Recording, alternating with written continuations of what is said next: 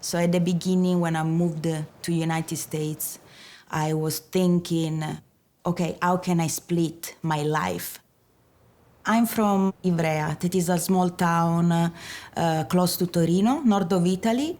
I study architecture there, so I'm an architect by trade, and I moved to United States 10 years ago. When I have time, I just draw like with the pencil usually. So this one is one, and then I like to try different color. Pencil, black ink.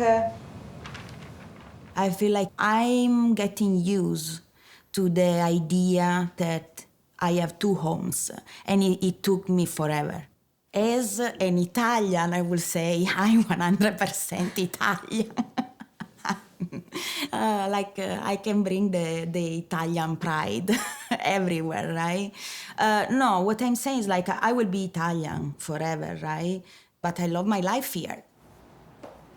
I love the fact that there are like so many different cultures, so something that in Italy sometimes you don't encounter daily. I love doing business here, so if I really want to do what I want to do, I have to be somewhere else than Italy.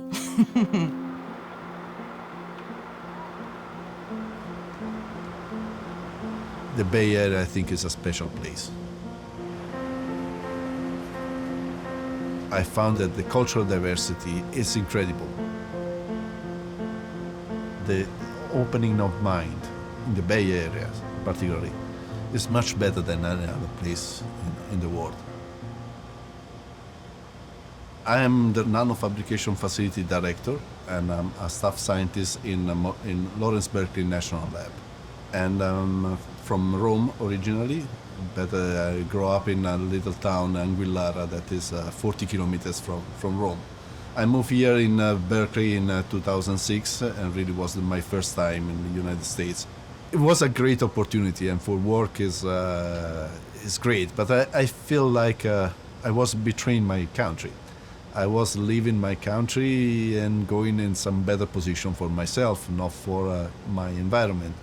I was leaving my families, my friends. I was taking my daughter out of her environment and bringing a new environment that not always I like it. I'm Italian, my culture is Italian, but there are many other things that I discovered here that totally different from what it was my preconcept. I found myself very well here. In the Bay Area, they learn to be completely open and put in discussion every single aspect of the life. Here, you have to really to think something new and something out of the box, and they are looking at you to do this. So it's a perfect match for the Italian mentality here in the Bay Area, because they are expecting something different, something innovative, something that not everybody can see.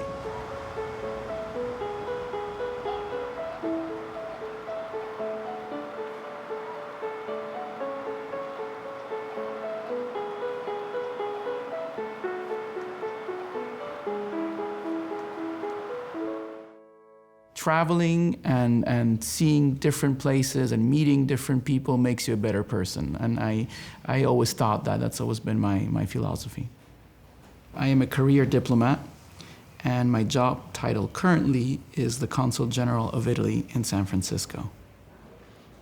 Being in San Francisco, I think, is a huge privilege because not only it's become, as we all know, the capital of innovation worldwide, but it is as well one of the most interesting places history-wise for Italian Americans. It is not as well known as the migration that took place towards the East Coast. Italians are much more aware of what happened when, especially at the beginning of the 1900s, many people from the south of Italy arrived on Ellis Island and the East Coast.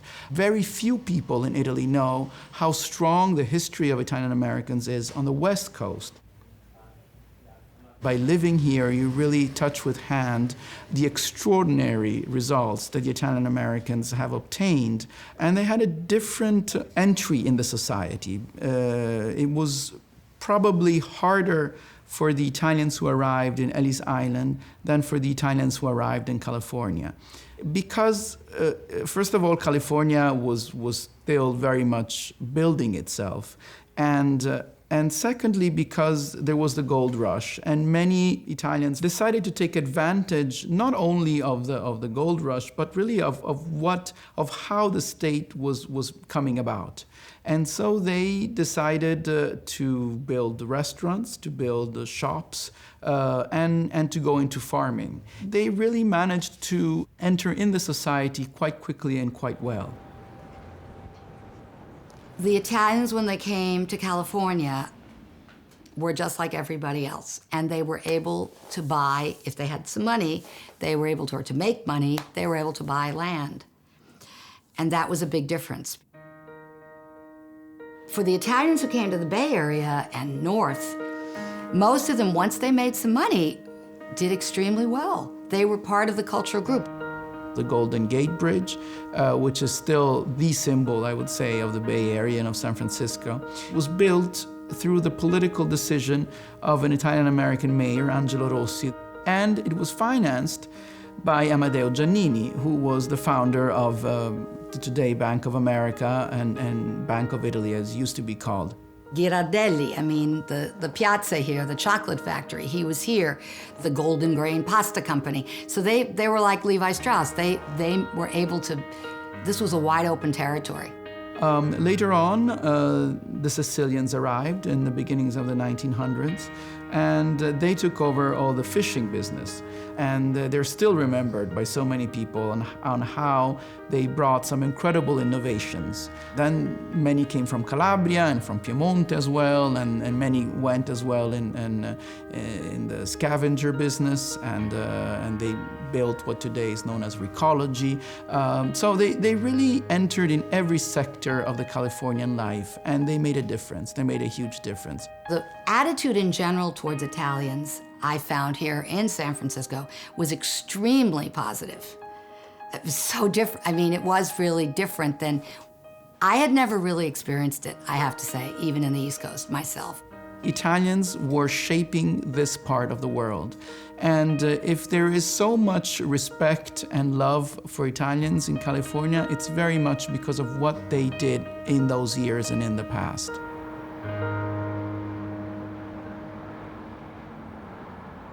Right now, we are in the Heritage Room in Casa Fugazzi. Casa Fugazzi is a historical building in the heart of North Beach, which was built in 1916 by Cavalier John Fugazzi to serve the Italian-American community. This was right after the big earthquake in 1906. Cavalier Fugazzi had done pretty well in his life, and he wanted to give back to the community, and he really wanted to build a place of gathering for the Italian-American community. And since then, Casa Fugazzi has really served that purpose. If you look around the Heritage Room, you see a lot of pictures representing significant moments throughout the history of the Italian and Italian-American community in San Francisco and the Bay Area. Lots of pictures of individual characters that have marked the history of San Francisco. They represent a historical landmark in San Francisco that is heavily associated with the Italian and Italian-American community. But luckily, at this point in history, it is not the only landmark that is associated with Italian culture in San Francisco. In the last 10 to 20 years, a number of other buildings have sprung up or have been redesigned in San Francisco that are associated with Italian culture. And that is something that we are all very proud of and that have really changed the landscape in San Francisco. The Asian Art Museum, which was redesigned by Gaia Aulenti, famous Italian architect, and it opened its door in its current location in 2003. The Academy of Science, designed by Renzo Piano, another famous Italian architect, which opened its door in 2008. Another landmark that is somewhat associated with Italian spirit is the Museum of Modern Art, SF MoMA, designed by Mario Botta. The architectural landscape in San Francisco really has been reshaped, or at least has received a significant contribution by the so-called Italian genius. I think that being Italian in the US is a huge privilege. I think we are regarded as amazing people, as very creative people. People are incredibly kind, I feel, to me as an Italian. Your strategy now, or the results that we're gonna get? I'm director of girls' education for an international nonprofit called Room to Read. And we have offices in 8 countries in Asia and Africa. And my program supports girls completing secondary school and achieving the life skills or getting the life skills they need to make informed choices about their lives. One of the things that bothered me the most when I was living in Italy and still makes me mad very often is to think that Italy is really not a merit-based society, that there is a lot of talent that gets wasted because it's not so much important what you know or how hard you try or even your qualities. It's so often about whom you know, who is your father, which city you come from, and what are your connections in that city. I think about that sometimes. I moved here that I was, I was young and I really want to have my own company and work for myself. So I'm sure I couldn't have done something like that in Italy. When I came here, people started to give me projects because they like it, not because they know my name or they knew who I was. Here people trust more even people that they don't know. They look at your portfolio and say, I love it. Let's start. My father had an incredible influence in my life. He was an amazing man. He was incredibly smart. He was very ambitious, very generous. And I remember him always telling me how much he liked school and how, I should enjoy being in school, because he was always saying, school is way better than life. Because if you're good at school, you're gonna go ahead, you're gonna be able to have the best mark. School is a fair system. The world, and the world the way he knew it was Italy, is not a fair system. You might as well be the best one, you might as well be the one that does, all the homework and that is super prepared. And that still doesn't mean that you're gonna get the better job. There are situations and there are societies where no matter how hard you try and no matter how good you are, you're just not gonna make it.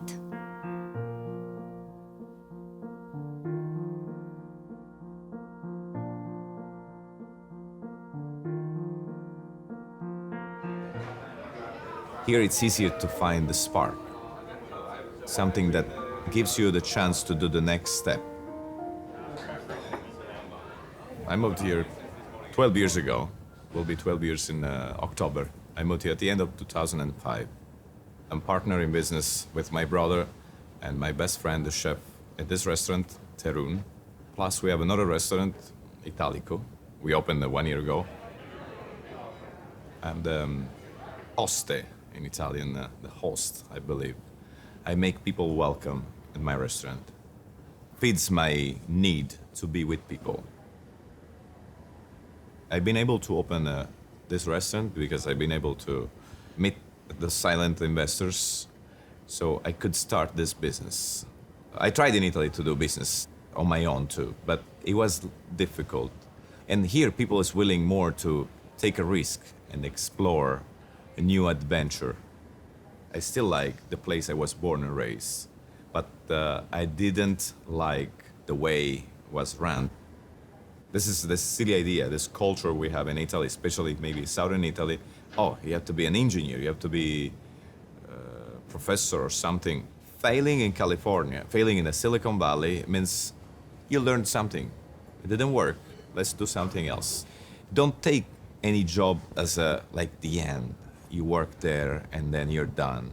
Be curious, keep going, earn something. Because if you stop, nothing happens. But if you don't stop, that may can change your life.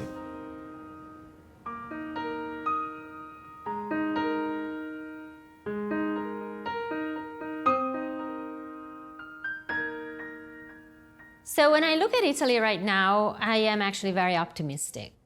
Italy has a lot of assets and has a lot of positive things going for itself, and not just the traditionally strong sectors like arts, culture, food, fashion, and automotive, which have always been strong and will continue to be. But also the new sectors like technology. We all know that Silicon Valley is a hotbed of best practices in innovation, entrepreneurship, and business, and there's a lot of hunger for knowledge on these themes in Italy. It's perhaps lesser known that there is a lot of research in Italy on these topics, and there are a few areas of excellence there too.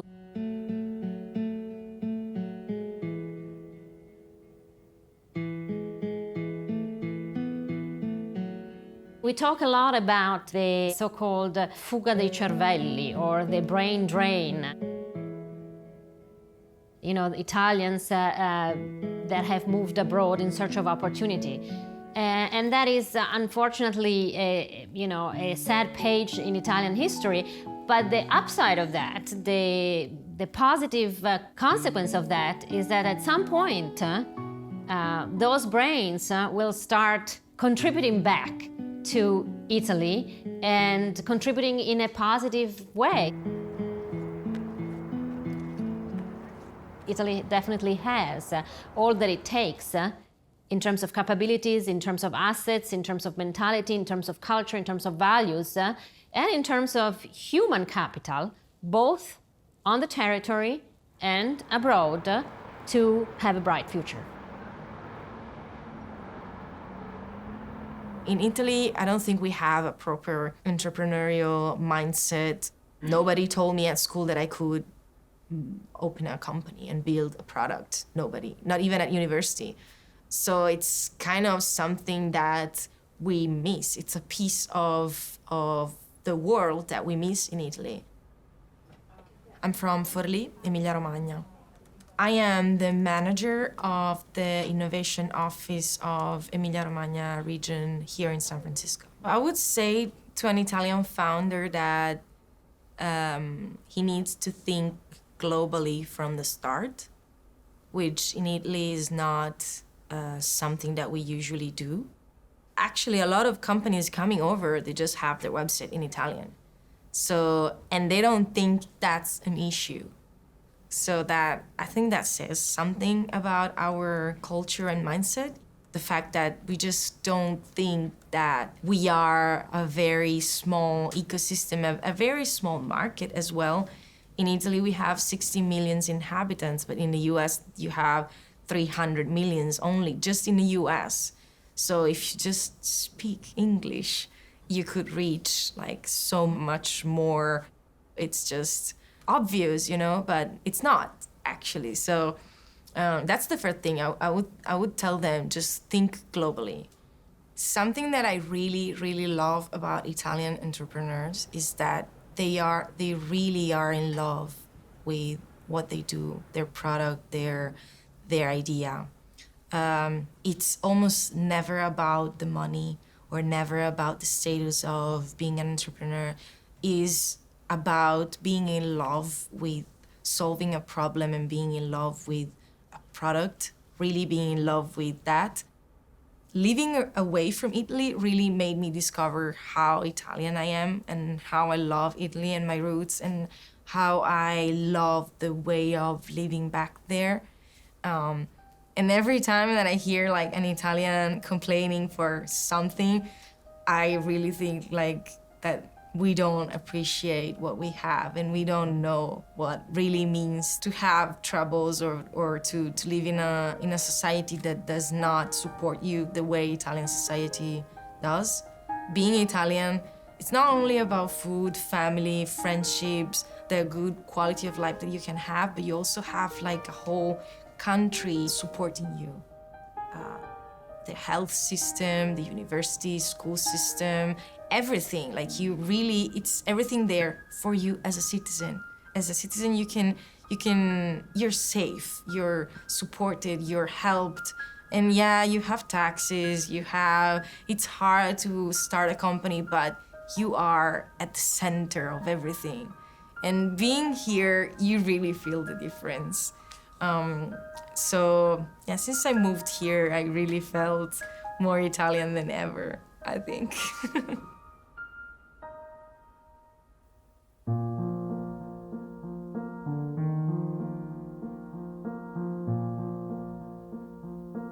My town is on the sea. It's just so beautiful. So sometimes I miss Italy. Yeah. I know things are bad right now in Italy, but there's a certain love of life and joy that comes from being together, that they can still feel that wonderful thing, and having a dinner or can bring joy. And I'm not saying that we can't do that here in America, but it's different. It is very, very different. I don't know, maybe it's just special because it's old and it's wiser some way.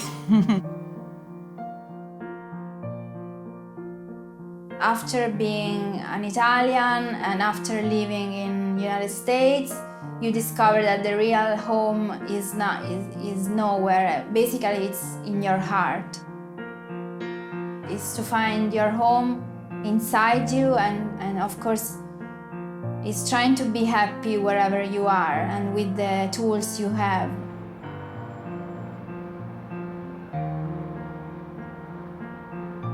I don't know if my life would be happier in San Francisco. Probably in a way, yes. But at the same time, I don't think that in life you can ever stop working or trying to improve yourself or trying to discover new things.